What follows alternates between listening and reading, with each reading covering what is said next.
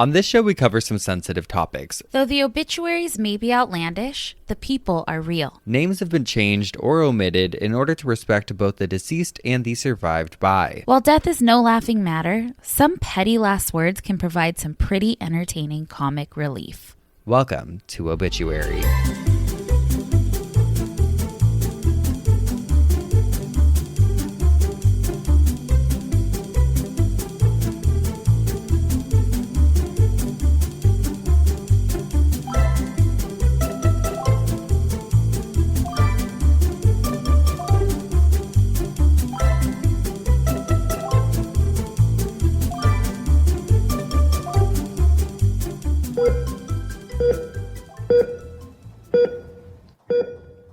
Hey, get me out of here. Welcome back to Obituary. I'm Spencer Henry. Oh, and I am Madison Reyes. And what a week. I am so thankful that you're back and that we truly didn't fucking lose you. Oh my God, are you kidding me? You were already drafted in my obituary. That's always there. It's always in edit. What the fuck? I think we need to just get into it. I think we do. If this is your first time listening, this is not the one to start with. I had an incident. I had a medical emergency, which for someone like me is the worst kind of emergency to have. Yes. Why don't we go back to, first of all, Friday. Are you going to interview me? Do you want to do this interview style? Kind of. Friday I saw you. Right. Or no, Thursday night. You left Friday to go up north. Thursday night we recorded and we were talking about how good we feel. Best we've ever felt. Best we've ever felt. We're on just an upward trajectory, not getting sick. We had our live show plans. We were we're going to lay low. You did have to go up north to see some family. Yes. But you were going to be back Sunday. It was going to be a great week. Then tell me about Saturday. All hell broke loose. Okay. So I get to my sister's house on Friday. Mm-hmm. It's great. We hang out, go to sleep. Saturday, we have a great day, and I'm feeling totally normal. You got tattooed Friday? I did, yes. Okay. And Saturday night, me, my sister, her husband, and their baby, we all go out to Napa. Mm-hmm. And we're just going to have dinner for the night. And so we go one place, have a few snacks. They have a glass of wine. And then we go out to dinner. Dinner's fine. Get home, back to her house. And I'm tired. And it hit me on the ride home. I fell asleep in the car. Mm-hmm. Something's not right. Really? You felt it then? Yes, okay. Because of how tired I was. I see. Okay. I go to sleep probably 2 hours after going to bed. I wake up and I am violently ill. We can infer what that means. Okay. Assumed food poisoning. Okay. Not able to keep anything down, a little incoherent. And then Sunday morning comes around and I'd barely slept the night before. I was still really sick, couldn't keep down even water, nothing. I was super out of it, super incoherent. And you and I are the same when we're sick in the sense that we're in denial. We don't want to go to the doctor. Mm-mm. We're like, I'm fine. I need to sleep it off. Or, I feel like I sweated it out. We're that type of person. Mm-hmm. But I was stumbling, couldn't really walk. Mm-hmm. And so my sister is maybe you're having an allergic reaction to something. And I thought perhaps I had eaten something that was maybe contaminated with meat because I have been a vegetarian since I was 5 years old. So there's, any time that I've eaten something that's for instance, fries. If French fries are cooked in animal. I've seen you have that reaction before, but it you kind of get it out of your system and then you're good. Yeah. I'm not sure what was happening, but my sister's I need to take your temperature. So she took my temperature and I had 103-degree fever. That is, pretty insane. High. Yeah. And so she's you got to go to urgent care or the emergency room, something. So her husband takes me to the emergency room, which is luckily down the street from their house. Uh-huh. And I go in and they immediately take blood and start doing tests. They ask, have you been exposed to COVID? blah, blah, blah. And I told them, we just got over it a couple weeks ago. And so they're doing all the normal tests, I think, just to see if I have any of the common illnesses that are going around. All of it's coming back negative. So they do a CT scan, and the results on that ended up being totally fine, totally clear. Okay. But you need to remember, I have insane health anxiety. I know you do. So throughout this whole duration, not only am I feeling delirious because I'm so dehydrated by the time I got to the hospital, it was like scary levels, like they were worried about my kidneys, everything, because I was so dehydrated. Right. I'm having to do these CT scans and stuff, but I told the staff the entire time, every new person, like every new nurse I saw, I have really bad health anxiety, and I just need you to know that anytime you're going to tell me anything, like I just keep that in your head on how you relay this information to me. Right. And luckily, all of them were like, oh my God, that's totally okay. That's fine. Don't worry. Don't be nervous. So the first night was really scary. They were like, you're not going home. And they had ended up admitting me to the ICU. Just my levels were all over the your place. Kidneys were shot. My right? kidneys and my heart rate, my blood pressure, it was just all over the place because of how sick I had gotten. Basically, for the next, 3.5 days, I stayed in the ICU the entire time. They were pumping me with fluids and antibiotics, but my body kind of just had a shock response to some sort of bacterial infection. And they tested every kind of sample you can imagine. They collected blood samples every couple hours. All of it was coming back negative, which was good in a sense because they were like ruling out a lot of bad stuff. Totally. They ruled out all the bad stuff. And then, when your body is fighting off an infection, your white blood cell count rises. And like, there's just so much that happens internally. Luckily, everything that they were doing was like, I was getting better every couple hours, and day by day, I was getting better and better. But they don't know exactly what caused it. They just know that I had like some sort of bacterial infection. Luckily, I was able to leave I was there Sunday to Wednesday. I was able to leave on Wednesday. Everyone at the hospital was incredible, so nice. It was just a really traumatic experience, which sounds so dramatic, but I was telling you in the hospital, like, I'm not a crier. Spencer, well, first of all, I didn't talk to you Saturday or Saturday night, and then like midday Sunday, I get a text from you. And we don't really text that much, like we call each other, and you texted and you were like, bitch, I'm in the fucking hospital right now. And I thought you were joking. So I eventually was like, Kate, I'm not going to bother you if you're in the hospital. So I was on the phone with Olivia a lot. But when I did talk to you, I could tell you looked horrible, honey. Yeah. I'm sorry. You looked horrible. You were so emotional. I could tell you were fighting back tears talking. Like it was sad. Like I get teary-eyed thinking about it because it's just sad to see someone you love in such a vulnerable state, and it's scary. It's so scary. And I think it was a culmination of, my body was fucking so worn down by whatever was going on. My health anxiety did not help, because I'm hooked up to all these monitors and I'm constantly looking, like, because I hear them say like, oh, it should be at this level. And so I'm watching the whole time. I'm like, and then I'm looking at it and it's good. My heart rate's going up and stuff. It was just a really wild experience.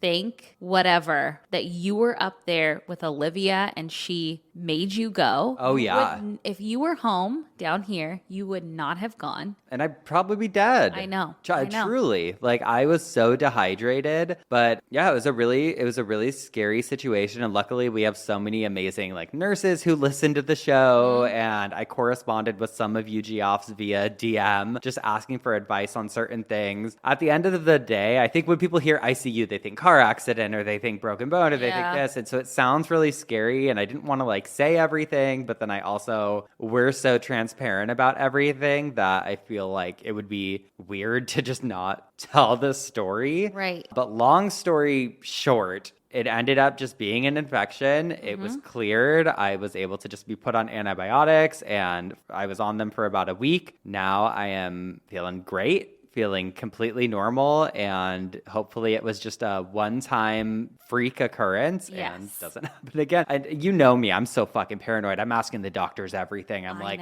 okay, so what does this mean? Okay, what does this mean? Do you think this is going to happen again? Do you think it could be this? Like, do you think? And they're like, listen, you're really healthy. Yeah. You don't need to worry. Like, they didn't put me on any special diet, like nothing. They were like, you can resume normal. Just take your antibiotics and then you're good. I think the silver lining in all of it is that you got all of these tests because you wouldn't have done that on your own because of the health anxiety. It forced you to get all, full blood workups, like full everything. Scans, everything. Yeah. And, I was always really scared of it. And it's like my biggest fear is going to any medical situation. I just get so freaked out by it. Do you feel differently now though going through it? Like, do you feel more comfortable? I feel more comfortable. Like, it's nice. Like, there is comfort in knowing like, hey, I'm okay. Or like, hey, they looked at my heart. They looked at my lungs. They looked at my organs and they were like, you're healthy. And you survived staying overnight. And, you see that these people are there to help you. And totally. And everyone was so helpful. And I think if it wasn't for the like RNs and stuff that were there, it would have been a different experience. I can't imagine it's such a crazy job. And they were all telling me stories and like, I told some of them about the podcast and stuff. So I was like, come on, give it to me. Tell me, give me some stories for the show. And they were just all fucking awesome. Where's the morgue? Can I have a tour?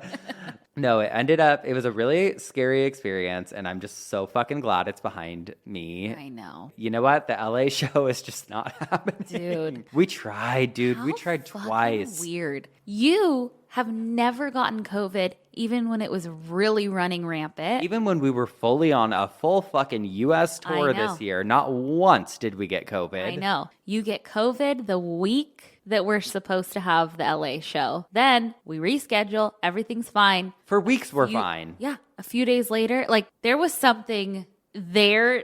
We were not supposed to have the show, I guess. So weird. It was so weird. The further away I am from it, I'm like, I can't believe that 2 weeks or a week and a half ago that I was laying in a hospital bed. It feels crazy to me. And it's just crazy and scary how much our bodies can just take a turn. Mm-hmm. Literally in the blink of an eye. You can be in Napa one night celebrating, having a good time with your family, and then the next day you're in the ICU, and it's just fucked. It's wild, and it is funny, ironic, because I've never drank more water than I have in my life. Leading up to that, I'd never eaten better. I was on a good workout routine, which I'm gonna get back to next week, thank God. But it's just, they all said this is just a random thing that happened. You could have picked this up anywhere. You're going to be fine. And there's no better person to tell you, hey, you're fine, you're healthy than the fucking infectious disease doctors and hospital staff. Totally.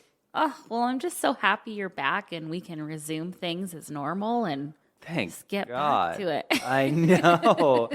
It's been wild. And also thank you everyone for all the nice messages and comments. It was truly overwhelming. That made me emotional too. I was reading comments and stuff, just oh my God.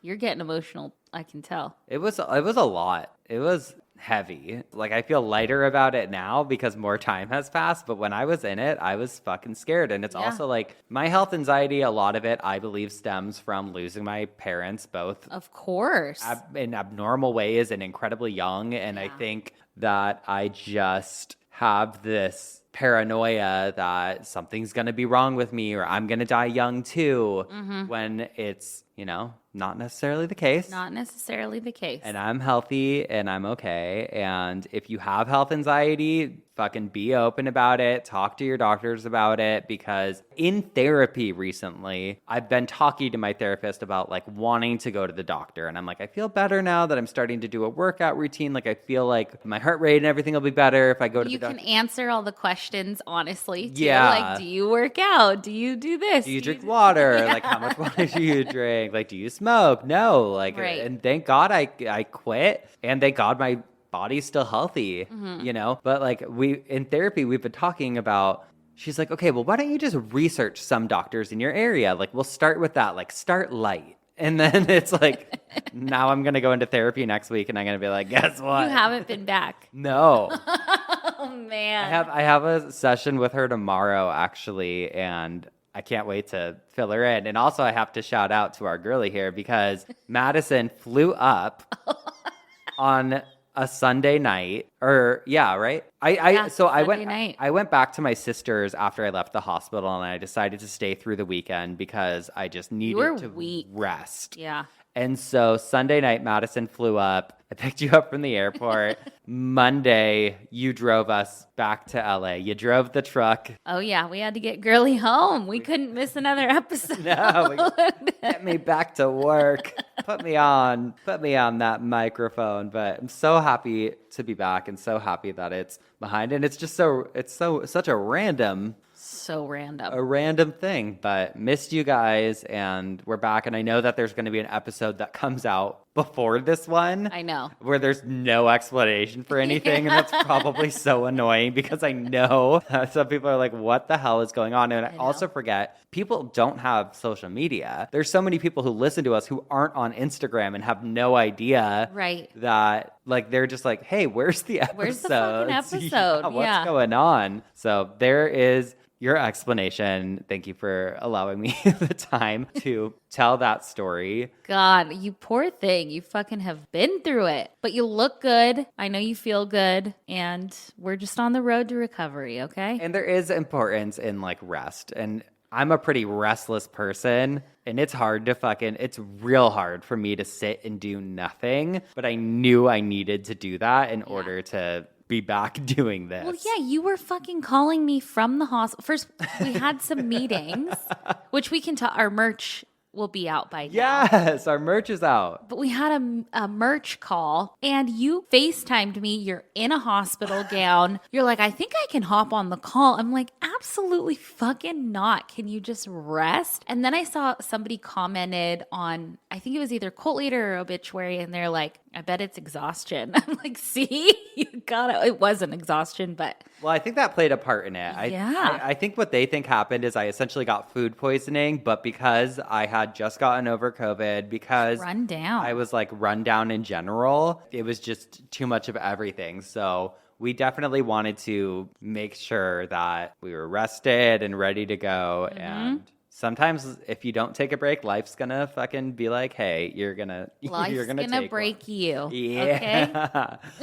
But yeah, merch, really excited about that. And then yesterday, do you want to tell them what we did? Oh my gosh, we got interviewed by LA Mag. I loved Ellie. Ellie, we love you so much. We just think you're the greatest. She's so cool. So like, cool. I want to be her. She's just like cool girly. Cool girly, little journalist girly. Mm-hmm. Yeah, we loved her. And we did an interview and we'll share that as soon as it's out. Yep. It might be out by the time this comes out. I don't know. Who knows? Who knows? We don't know.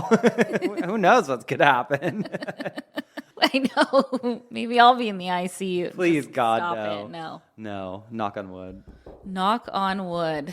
But yeah, so that was great. And then afterwards, we went to Rogers Garden. Yes, we did. Beautiful. So beautiful, so fun. They have their little like gothic garden kind of set up and really cute. We'll post some of it on Patreon. Mm-hmm. Really cute, but... Oh. I really like Rogers Gardens. I think it's so cool. But when we were walking out, remember what I said? I was like, I'm too smart for this place. Uh-huh. Okay? Because I will find a bargain. And I've seen a lot of those decorations at Michael's or at TJ Maxx, but they just knew how to display it right and create the vibe. Oh, they got those Newport mom girlies going absolute ape shit. They're fucking in there with those decorative napkins like, more. Oh my God. Remember we tried to look at a book and that lady wouldn't move? She would not move. And then we even tried to fake a conversation. I was like, oh, look at this book over here behind this lady. It's the vintage Halloween party book. I really want to look at it, but this person's in front of it. I was finally like, excuse me. She was like looking at OkCupid on her phone. I'm like, she was? Yeah. Oh, please. Do that outside. Go get a self-help book, honey, not a vintage party book. Oh, no.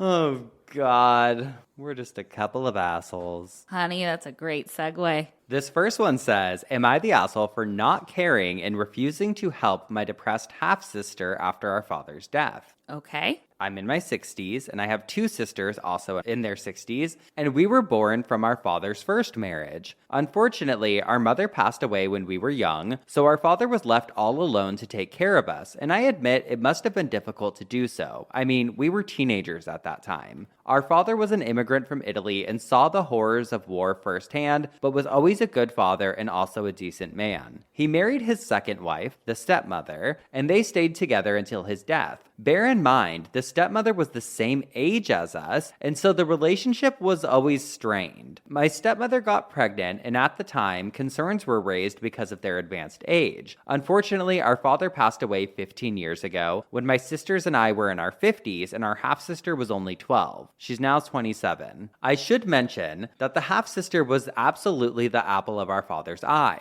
When he passed, I made it very clear that I didn't want anything to do with the stepmother and half-sister anymore, that all the ties were gone, and so we were no contact with them for a couple of years, even though we lived on the same street. My stepmother took my half-sister out of school after his death, purposely ruining her daughter's life. I know that my half-sister did not have the normal experience of growing up. She also lost her friends, missed out on experiences, and I always knew it would come to this. My stepmother is a terrible person. I recognize that I did have the privilege of keeping a normal life after a parent's death, and while it is a shame that my half-sister hasn't had the same chance, I choose not to intervene. Fast forward a couple of years. I found out my half-sister got severe depression, hasn't finished her studies, and is practically a doormat. Our father left each daughter a share in his estate, but my half-sister was highly irresponsible with hers. She tried to reach out to my sisters and I, saying her psychiatrist told her she needed a support group and said she's alone and can't count on anyone else. She's going through a difficult time and wants to cut ties with her mother/our stepmother. She says she desperately needs someone. We tried to explain to her that a lot of time has passed, there's no bridge between us, and our father's already dead, as in, there's no bond anymore. I got a call a couple of days ago from the psychiatrist.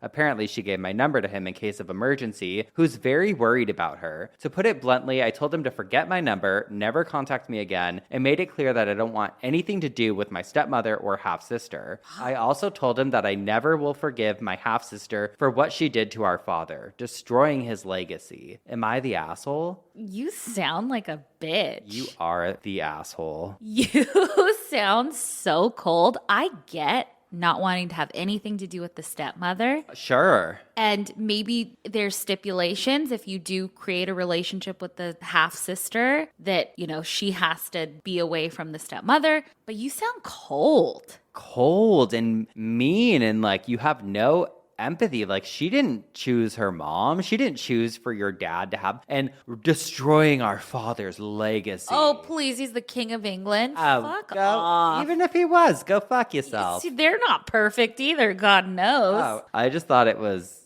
crazy. People voted her the asshole, and I'm just like, yeah, how can you be so cold like that? Yeah. Telling the knowing she's going through such a vulnerable time, it's not your burden to carry, and it's not something you necessarily need to take on, but you don't need to be an asshole about it. Right. The second one says, am I the asshole? My sister has invited my ex-boyfriend to our mom's funeral, and I blew up at her. I'm 23, and a few weeks ago, my mom, 48, passed away from a stroke. It's still a massive shock to me. No one expected this to happen.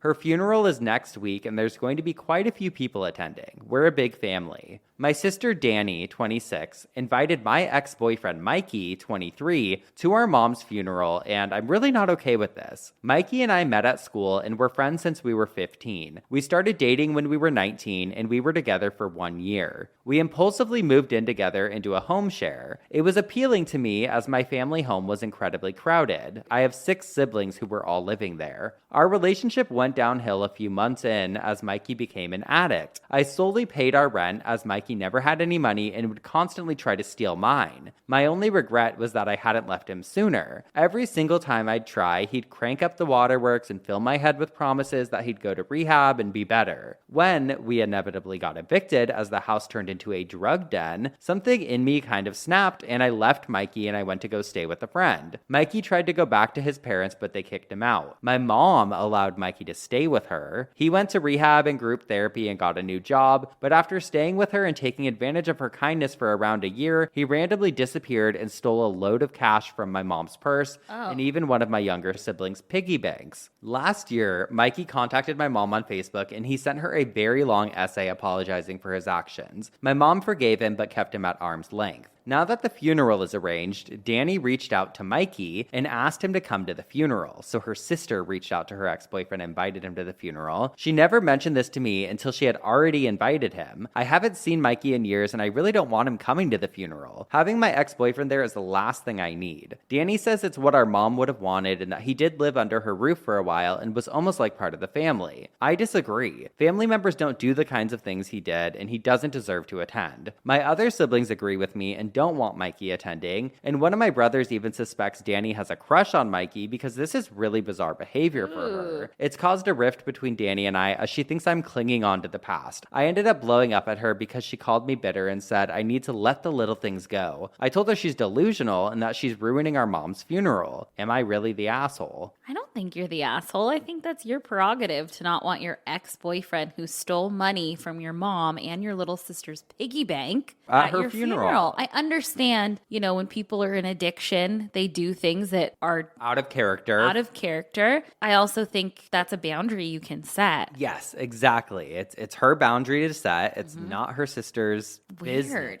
Weird. I don't get that kind of stuff. Just don't invite the person. No, weird. Well, I have a listener email that has to do with a funeral, and I love how this person wrote to us. I just loved the picture that they created. Okay. And it's short and sweet, but it's funny. So it says, Dearest Madison and Spencer, I was turned on to your podcast by my daughter, ironically, as we were going to a funeral in Iowa. We reside in Nebraska. The 4-hour trip flew by as we listened. So today, as I mow my yard on a fine September afternoon, I plugged you all in and got to mowing. I just moved to this town exactly a year ago. My house is directly across the street from a church and cemetery. As I mowed and listened, I happened to notice a lot of people parking and walking to the church. As it's a Saturday, I figured to myself, oh, what a great afternoon for a wedding. As I'm listening, my mind started to wander, and I remembered my grandmother's small, intimate family service. My grandmother had 4 children, none of whom were close. So you can imagine the astonishment when my mom's sister came over to me during the service and asked me, directly quoted, I don't remember your mom's tits being that big. Did she get them done?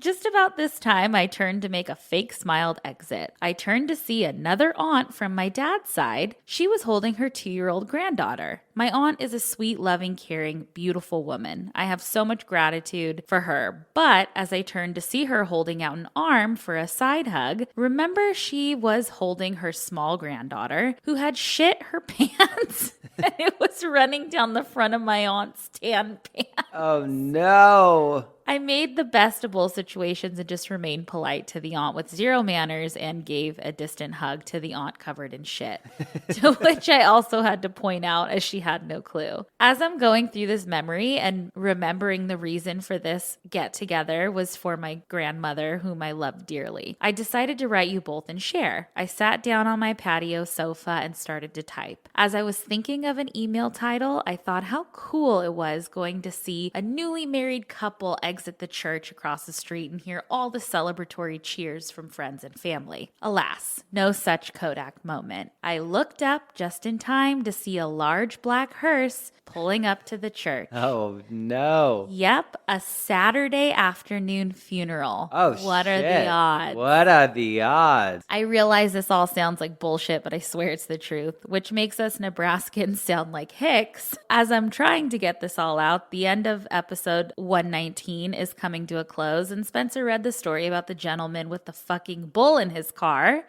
This story made national news, solidified that we are hicks. Keep the fun coming. I'm up for it. Stacy from somewhere near Lincoln, Nebraska. Oh, Stacy, I just love it. love her writing. Oh my God, it's so good. Painted a real good story. Have your mom's tits always been that big? Incredible. Jesus. I love it. I love people who could tell a story like that.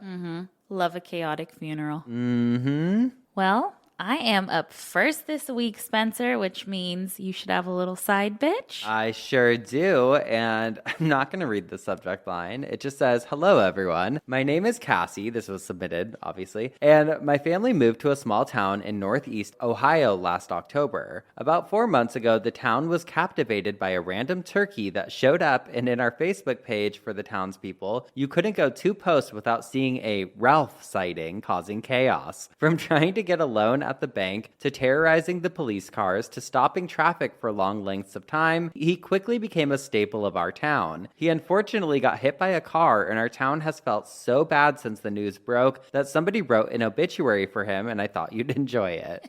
So this is the obituary of Ralph the Twinsburg turkey. And ironically, this is not the first turkey we've talked about. I know. If you were at our New York show, our friend Lily also has a hometown turkey that we read the obituary for at the live show. So different turkey, same show, different turkey. This is the obituary. It says, "In the heart of Twinsburg, Ohio, where quiet days and neighborly greetings are commonplace, a sudden and unexpected figure became the talk of the town. Ralph, a modestly sized wild turkey, made ripples in the community, not just with his audacious waltzes down state routes, but with a heart brimming with spirit and charm. Ralph first appeared in Twinsburg a mere 4 months ago. While his beginnings remain as elusive as the twinkle in his eyes, it quickly became evident that this 2-foot, 34-pound bird was not to be underestimated. With the grace of a dancer and the audacity of a maverick, Ralph strutted into lives, leaving footprints on sidewalks and imprints on hearts. Oh, His bravado was undeniable. Police cruisers, business windows, and startled pedestrians bore witness to his unpredictable antics. Yet it was this very unpredictability, coupled with his irrefutable charm, that endeared him to the people of Twinsburg. Far from being a mere nuisance, Ralph emerged as a beacon of joy, mischief, and wonder. what a great obituary so far. Nighttime brought a different shade of Ralph. He would retreat from his daytime escapades to roost high in the trees or atop buildings, gazing at the stars, perhaps dreaming of his next adventure. Ralph's fame was meteoric. His fan base grew exponentially, with townsfolk eager to share tales of his latest caper or catch a fleeting glimpse of his feathery figure. Alas, all legends have their sunset. Ralph's journey on Gobble Gobble Lane has come to a close. But in his wake, he leaves a town forever changed, a community united in laughter, joy, and the shared tales of a turkey who dared to live on his terms. In Ralph's own words, he wants us to remember him with warmth and affection rather than sorrow. He said, "Please don't be saddened if my time comes to an end. I've lived life fully and joyfully in my unique way. Even if I can't continue my daily adventures, I take comfort in the thought that my legacy is that of a turkey who bravely followed his own path."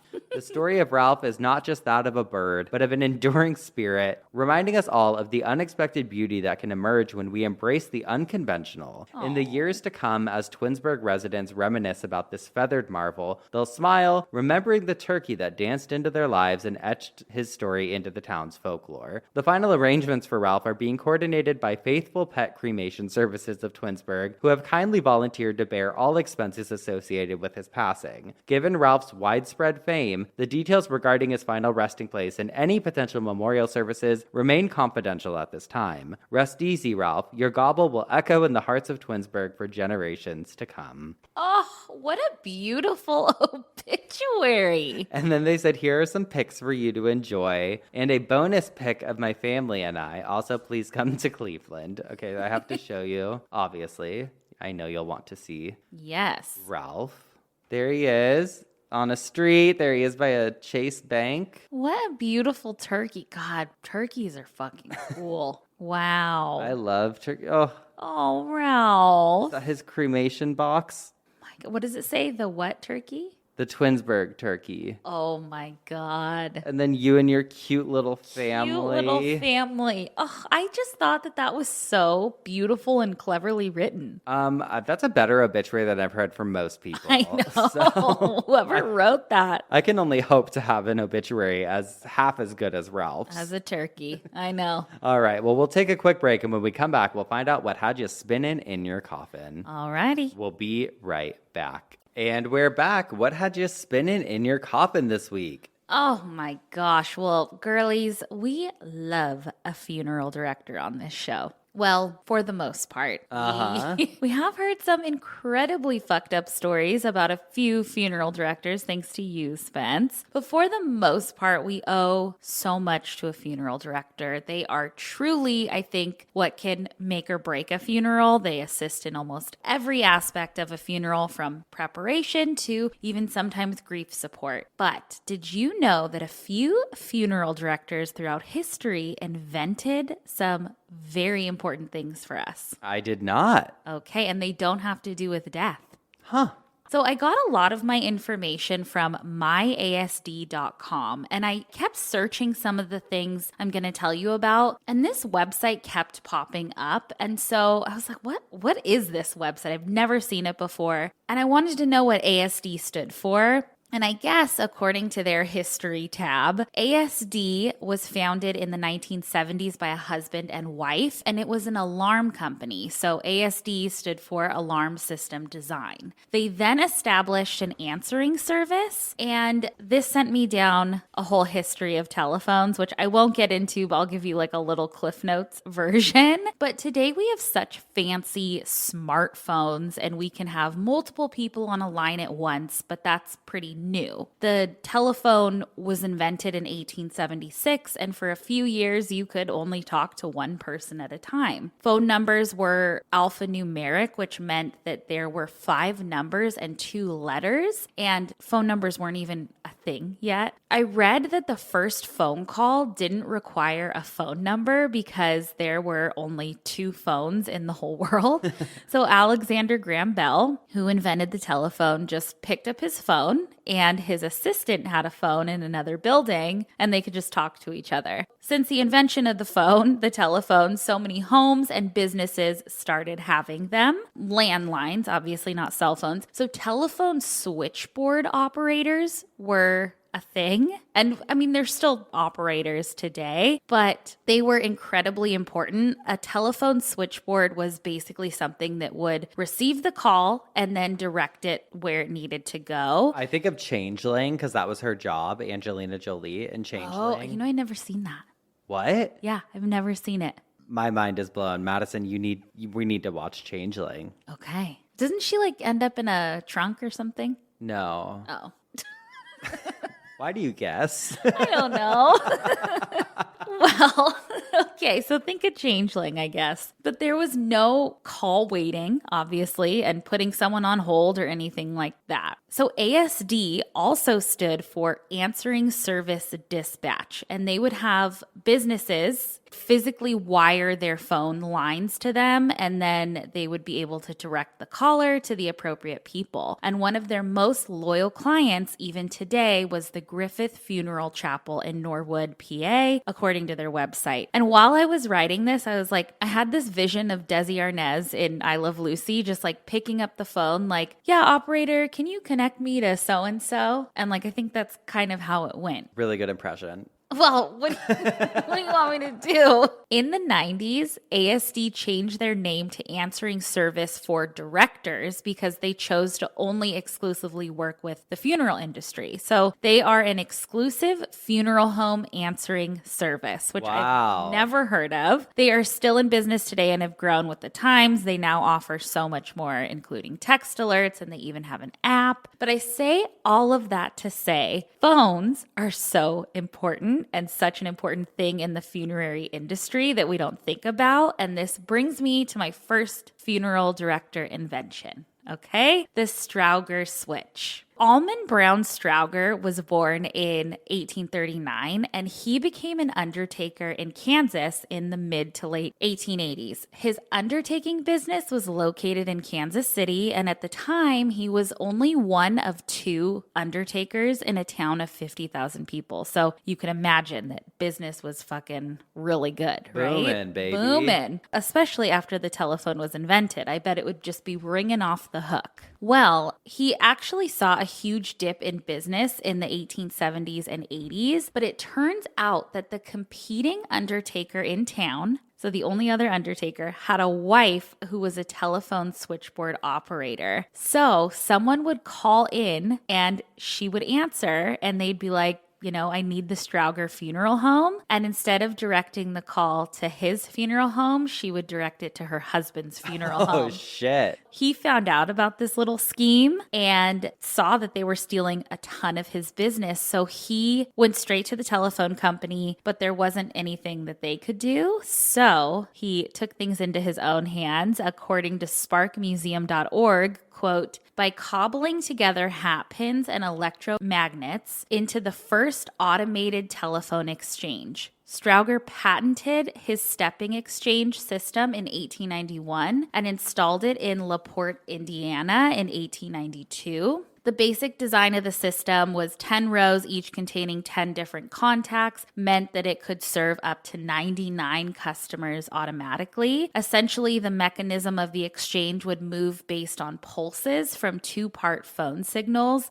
And then it goes on to say to facilitate this process, he also invented the rotary dial, allowing customers to easily select a phone number by spinning the dial. Each number pulsed a certain number of times, instructing the stepping exchange mechanism to walk over to the right contact. Bingo. No more cheating from the competition. I love that. So we have an undertaker to thank for the automatic telephone dialing system. And a petty funeral director for the cause of it. I know. God. Okay. Our next funeral director inventor is Richard Stone, and he was a funeral director in the early 1900s. And in 1923, he opened up the first African-American funeral home in Cocoa, Florida. It was called the Stone Funeral Home, and he turned to the funerary industry because he was actually first a mechanic, but a lot of hateful people didn't want him working on their cars because he was black. An article from the newspaper Florida Today, they wrote about him and said that he chose Cocoa, Florida as the location for his funeral home because he could easily serve people from one end of the county to the other, and that Stone purchased a hearse and often rented it to the white funeral homes. He also used it as an ambulance to take patients to hospitals in Orlando. And remember our episode that was like super normal for a hearse to double as an ambulance? Yeah. That article also says that Richard invented an embalming process called trocar, and a trocar, which is like a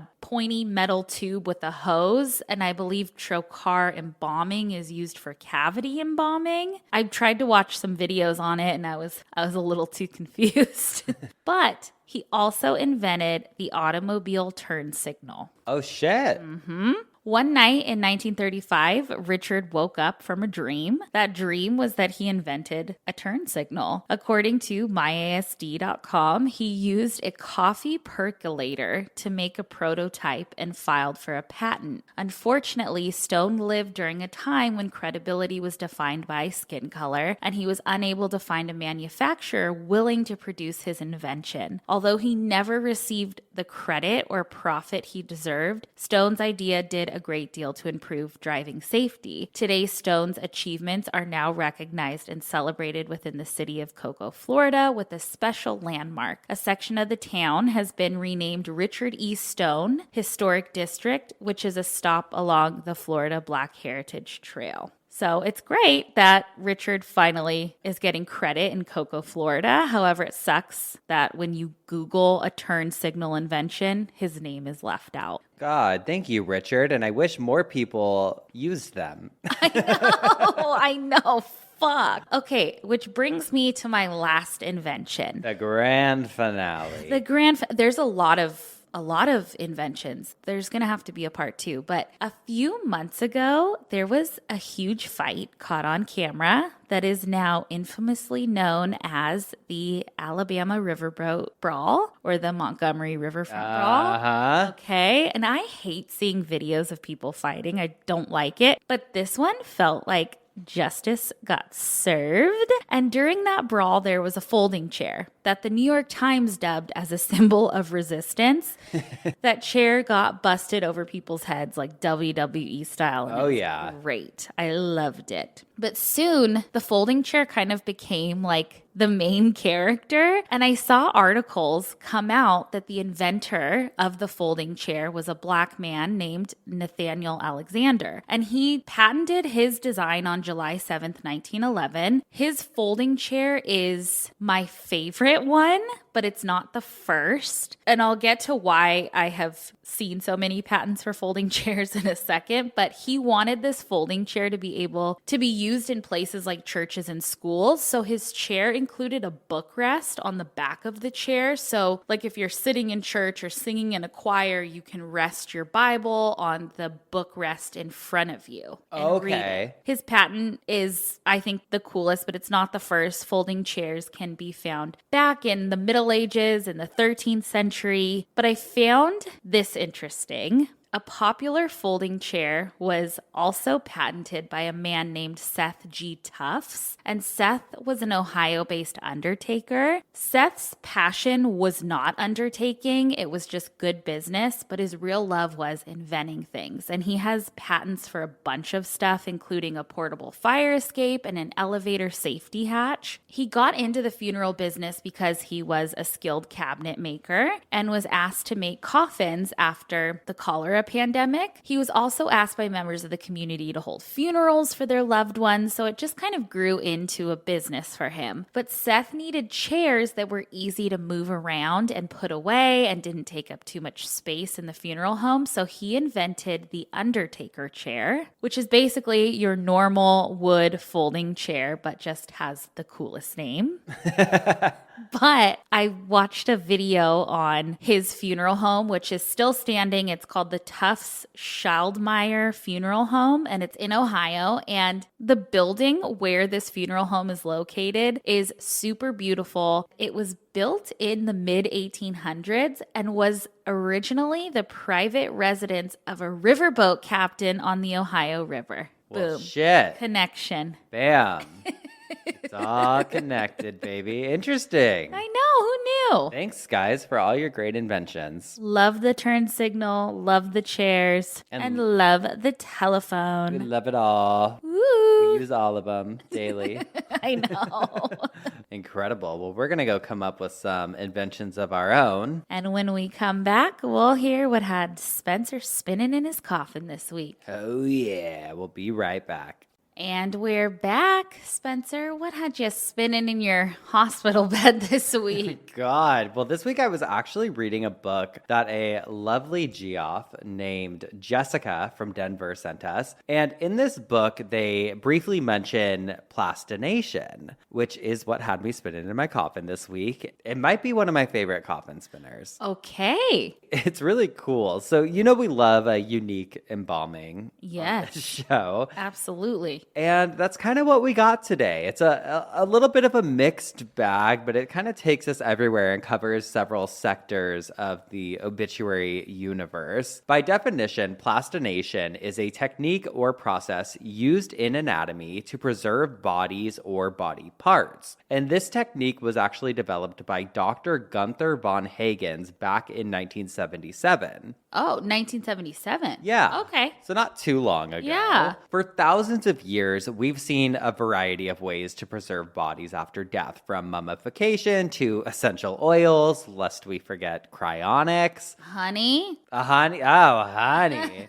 But unlike its predecessors, plastination is so much more than avoiding a rotting corpse. Categorically, it actually falls under what I would describe to be more of an educational tool. Okay. Or a way to turn bodies into educational tools. So Beat M. Reiterer published an article for the Journal of Anatomy that I read on the National Library of Medicine. In it, they wrote that over the past 20 years, plastination has actually become a really important means of preservation for organs for well-dissected existed specimens or for body slices. And I'm going to show you some pictures so you understand what I'm talking about. But have you ever seen like these types of like the bodies are in motions, but it almost looks like they were just skinned? I've been to the exhibit. Okay, well, that's what we're talking about. The bodies exhibit in Chicago. Body World. Yeah. Yes. I've been. It's incredible. Well, okay. So I don't know how much you remember or you learned from there, but basically the bodies have been put through this plastination process, and they're used mainly for first and second year medical students for learning purposes. Oh, I remember they had an ostrich. Yeah, they do animals as well. But I want to talk about the actual process, like how does one become plastinated? Yeah. Because it's a multi-step operation, and it's really interesting because it's a lot like embalming. Yeah. So during the first step, they do this thing called fixation, and you see more of a traditional embalming process where they'll have a body, right? And formaldehyde or other preservation solutions that are typically used during embalmings are pumped through the cadaver's arteries to kill all of the bacteria and prevent the body's natural decomposition process. Okay. And this takes about 3 to 4 hours, but you got to be really thorough because otherwise the tissues will start to,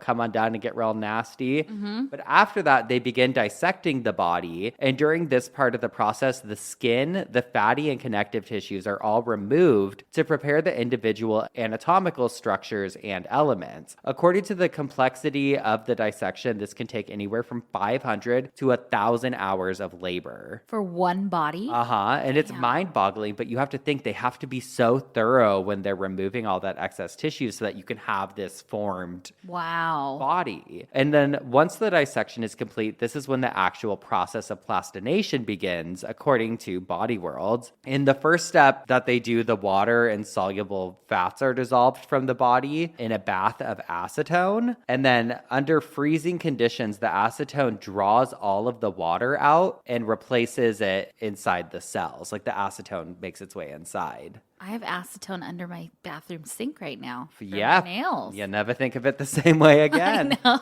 know. Okay, so step 3 involves what they call the central phase of plastination, which is referred to as forced impregnation, which sounds way worse than it actually is. But the body or body parts, because sometimes they'll just do portions of the body, are placed in this bath of liquid polymer like silicone rubber or polyester or epoxy resin. It creates this vacuum effect where the acetone starts to boil inside at a low temperature. And as the acetone starts to vaporize and leave the cells of the body, the liquid polymer, like the plastics, is drawn into the body so that it can penetrate all of the body's cells. And this takes place over the course of 2 to 5 weeks, depending on the specimen. Once that body has been there for the 2 to 5 weeks and it's kind of gotten filled with this plastic solution, they do something called positioning, which reminds me a lot of extreme embalming. They start inserting needles and wires and clamps and foam blocks into the body to get it into a specific position. And this again is a lengthy process that takes several weeks, sometimes months to complete because they have to be so careful when they're positioning the body. If I had to dumb this down to the most simplified explanation, they basically take off all your skin and stuff. Put you in a bath. They put you in a bath and then they remove everything and they fill you with plastic, basically.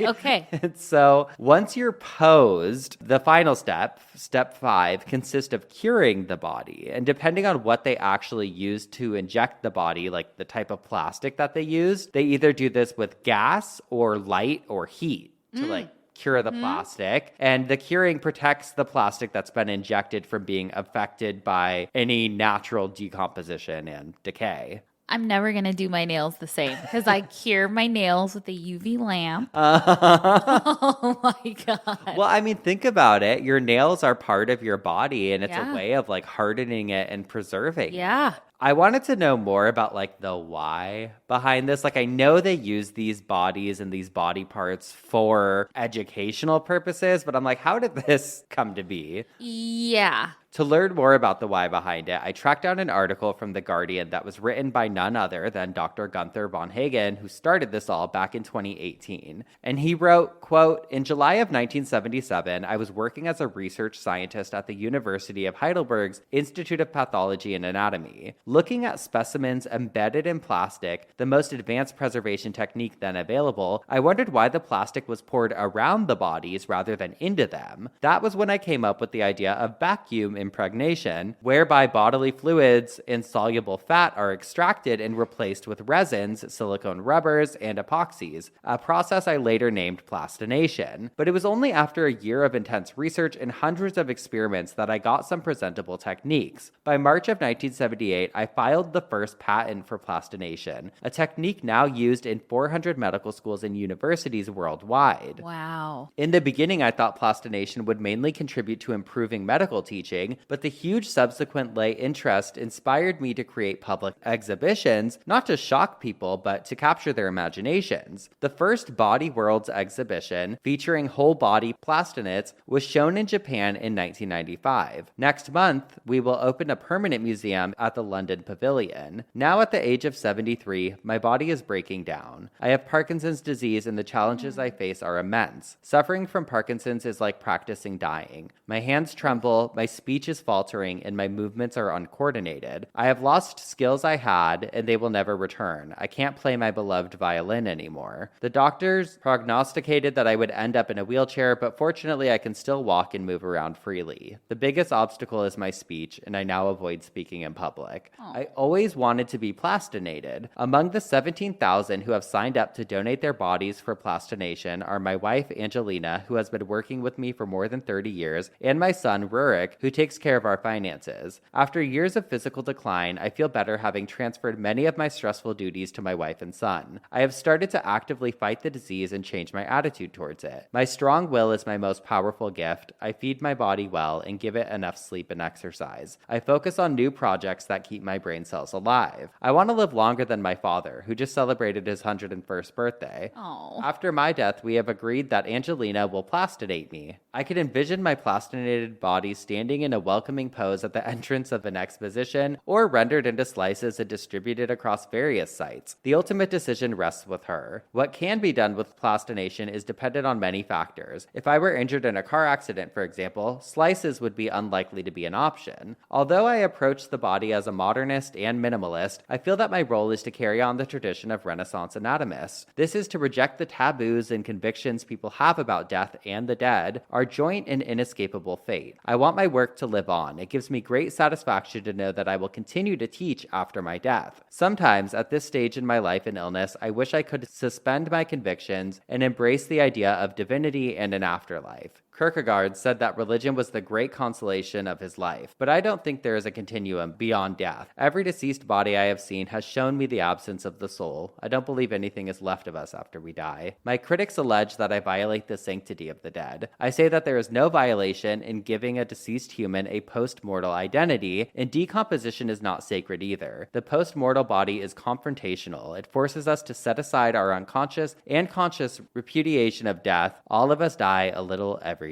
day. Wow. That was beautiful. Incredibly well written, and it really makes you think. But the most exciting part is that, yeah, you can see these bodies that have been plastinated in person, all thanks to this company, Body Worlds. Dude, it was so cool seeing it. The original exposition was the first of its kind to inform visitors about anatomy, physiology, and health by viewing real human bodies preserved through plastination. More than 54 million visitors in over 150 cities in the Americas, Europe, South Africa, Asia, and Australia have seen the world's most successful traveling exhibition. And I've seen, there used to be, in LA, there was billboards all the time with these plastinated bodies on it. I didn't know if they were real bodies or what the actual thing was, but I had no idea about plastination and the process. Well, they're so incredible and so perfect that they look fake. And that's weird because when I saw it, I was like, wow, that's fucking cool and whatever. Obviously, I didn't know anything either. I just thought, Wow. But there's something about not having skin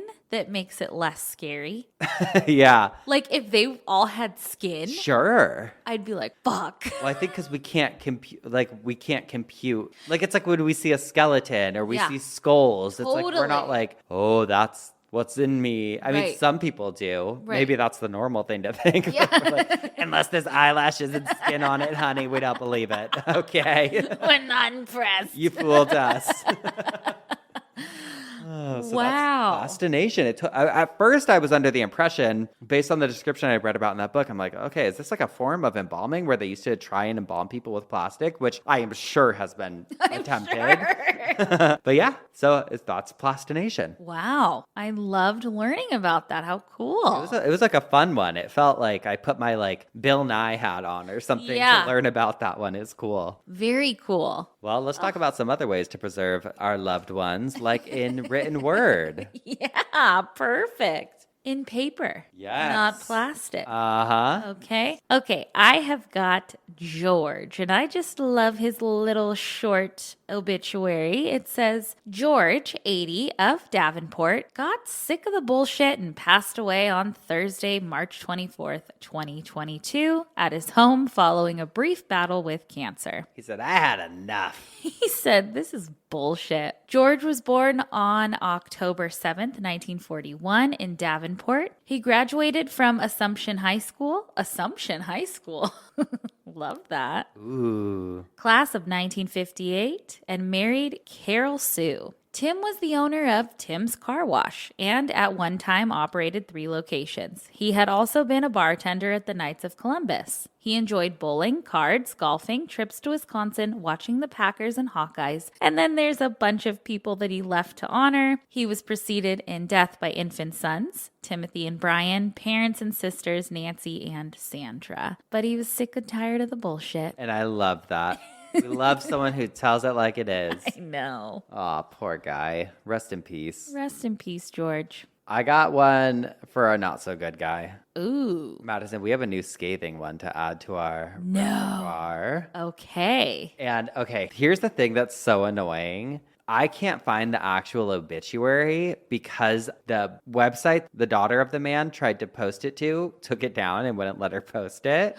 But I found an article from vancouverisawesome.com. It is awesome. It is Love awesome. It. And it says a woman recently wrote a brutally honest obituary about her father and wants to thank the people who cared for him during his last days. Amanda Dennis of Ontario said her dad, who lived in Penticton, died at the age of 74. It starts with, I am pleased to announce the passing of my father. After suffering multiple strokes, one thankfully leaving him unable to speak, the abusive, narcissistic, absentee father, husband, brother, son finally kicked the bucket, Dennis wrote.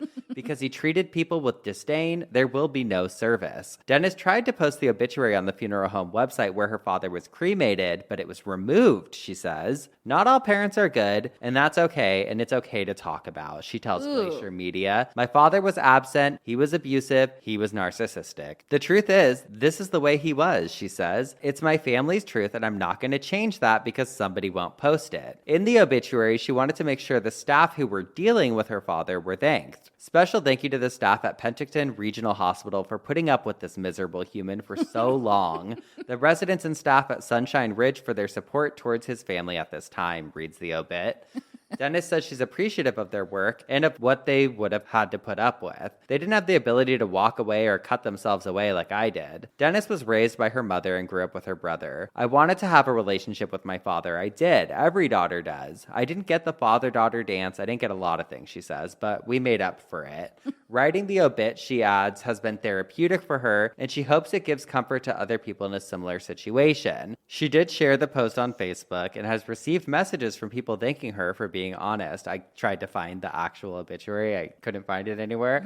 It says, I don't think any loving family would write an obituary like this unless it's truthful. It's truthful, it's honest, and it's cathartic for me, she says. I had people reach out to me, total strangers, say, are you the one that wrote that obituary? Good for you. Another family member, Bonnie, says the deceased deceased is her husband's half-brother and agrees with the obituary. It was a true reflection of who he was. I am very proud of Amanda for having the courage to write an accurate obit for such an evil soul, adding that her husband called the deceased the evil one. Dennis will be heading back to Penticton to pick up her father's belongings. I wanted to show gratitude to the hospital staff and the senior home where he was living before being hospitalized, she says. When asked how he would have responded to the letter, she says, I don't think he would care, honestly. That's just the type of person that he was.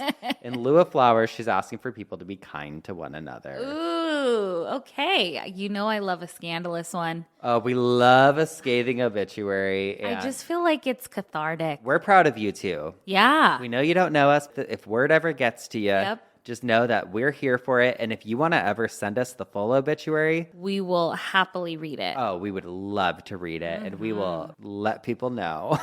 Yeah, we will do it justice. On obituary, we actually prefer our obituaries scathing. Yeah. so please, we'll always publish them. God, enough with the nice ones. Let's get real. Oh, let's get real. God. And now that we've spun in our coffins. Oh, and we've also bitched our obituaries. Let's get real with some dumb.ass.criminalllllls. Who you got? Oh my gosh. Okay. I have one coming out of Phoenix, Arizona. Ooh. Okay. But it's very Florida. Okay. Okay. This is from WRIF.com.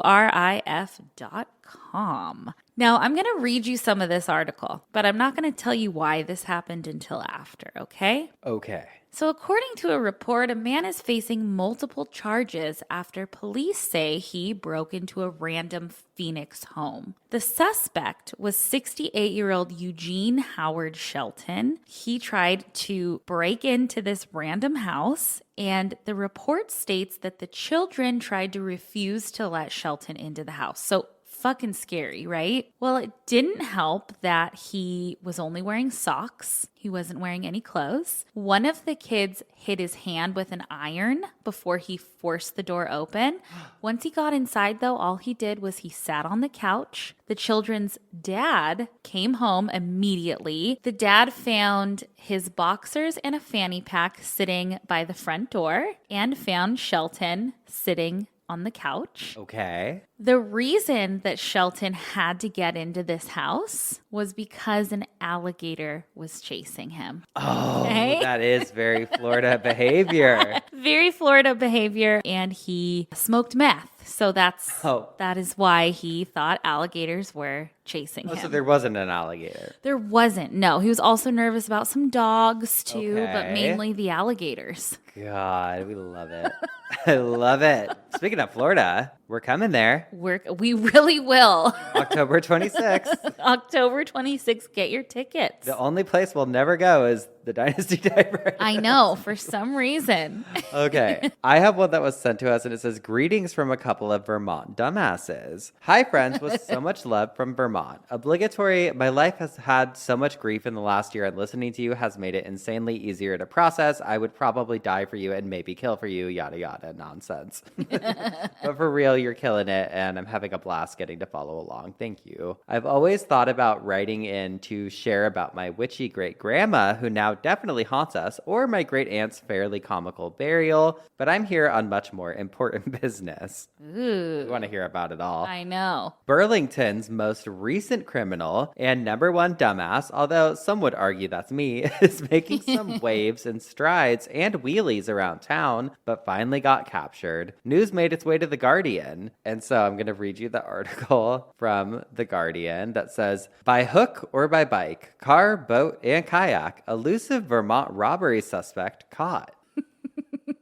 A Vermont armed robbery suspect who police say eluded capture in the past week in a vehicle, on a stolen bike, on foot, and in a stolen sailboat was arrested on Thursday after he was spotted in a kayak on a river, authorities said. What a menace. A true menace. Eric Edson, 52, was wanted on accusations of robbery of a store in Burlington on August 24th, impeding and assaulting 2 police officers, and theft of a sailboat and vehicles, police said. Because of the unusual unusualness of Mr. Edson's various modes of flight, from cars to bikes to paddleboards to sailboats to tractors, it's easy to lose sight of the fact that Mr. Edson is a dangerous person, John Murad, the Burlington police chief, said on Wednesday. On August 30th, Burlington police responded to a man passed out in a running vehicle that matched the description of one used in a robbery a week before, they said. When officers roused him, he fled at a high rate of speed, assaulting both officers with the vehicle. That evening, he fled police on foot and then on a stolen bicycle before stealing a sailboat, police said. Edson was intercepted by the U.S. Coast Guard, but after the sailboat ran aground at the base of the lakeside cliffs, he fled again. Vermont State Police received a tip on Thursday that he was spotted in a kayak in Georgia, Vermont, about 21 miles away from Burlington. Edson landed the kayak, ran away, and then jumped into the river and swam to the southern shore, where he was arrested by troopers and game wardens, police said. He was taken to the hospital for evaluations of his injuries from being on the run. He's expected to be arraigned Friday. Oh my God. I love it. The person who wrote the email said, it's been a nice shakeup to the local Reddit threads who are usually yelling about the naked men around town. Oh. Maybe you girlies will see some of them when you're visiting. It's a sight to behold. Anyways, if you want any tips on where to go or all the cheap places to park for your fall visit, please don't hesitate to reach out. Peace and love, Megan. Oh, Megan, thank you. P.S. My little baby other cat says hello to Hot Dog, Desi, and Doris. Please give them all a little smooch on the head. Oh, So sweet. love that criminal. It sounds like he had a fun life. Oh my God, he is a girly on the go. Active. It's like, you're not stopping me. Oh, any type of vehicle, I'm getting on it. Uh-huh. Oh God, well, I think that's about it for the week. You gotta go rest. Oh yeah, I have to go rest. Doctor's orders. Doctor's orders. And if not, are you gonna add plastination to your will? Yes. Okay. I prefer it, but I still want my skin. Ooh, okay. So just on the plastic. the body or off? On. Okay. Yes. Well, we'll have to take some of it off to preserve the tattoos. Oh, that's right. Oh, it's gonna be just a mess. We got talk about multiple modes of transportation. We got the cremator. We got the whole shebang. But that's it for this week. If you want to find out anything else about us, go to obituarypodcast.com. It's got all of the latest haps. And you can also follow along on Instagram and Twitter and leave us a review. That would be so great on iTunes. Sure. Okay. Wherever or in Wherever. person if you see us walking. Leave us a review in person. I would love that. Especially a scathing one. We like to fight. But that's it for this week. We'll see you next week with some more coffin spinners Obituaries and dumb ass criminals. criminals. Goodbye. Goodbye.